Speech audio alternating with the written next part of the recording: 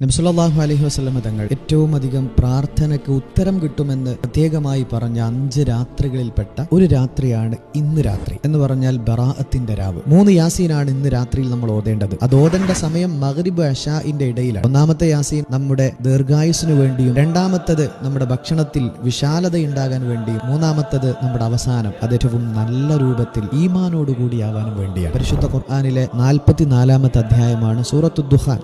ആ സൂക്തം കൂടി പാരായണം ചെയ്ത് അള്ളാഹുവിനോട് ദുആ ചെയ്യുക. പിന്നെ ദിക്റുകൾ, പല പണ്ഡിതന്മാരും പല ദിക്റുകൾ പഠിപ്പിക്കുന്നുണ്ട്. നിങ്ങൾക്ക് ഇഷ്ടമുള്ള ദിക്ർ, നബി സല്ലല്ലാഹു അലൈഹി വസല്ലമ തങ്ങളുടെ പേരിൽ സ്വലാത്ത് ചൊല്ലാം, ഹസ്ബി അല്ലാഹു നിഅമൽ വക്കീൽ എന്ന ദിക്ർ ചൊല്ലാം. 1-2 ദിക്റുകൾ ഞാൻ ഇവിടെ മെൻഷൻ ചെയ്യാം. അങ്ങനെയുള്ള ദിക്റുകൾ ചൊല്ലി അള്ളാഹുവിനോട് ദുആ ചെയ്യുകയും നാളത്തെ പകൽ സമയം സുന്നത്ത് നോമ്പെടുക്കുകയും വേണം. ബറാഅത്തിന്റെ സുന്നത്ത് നോമ്പ് അല്ലാഹു സുബ്ഹാനഹു വ തആലക്ക് വേണ്ടി ഞാൻ നോറ്റുകിട്ടുവാൻ കരുതി എന്ന് നിയത്ത് വെച്ച് നാളത്തെ പകലിൽ നോമ്പെടുക്കുക കൂടി ചെയ്താൽ മാഷാ അല്ലാഹ് വലിയ നന്മയായിരിക്കും.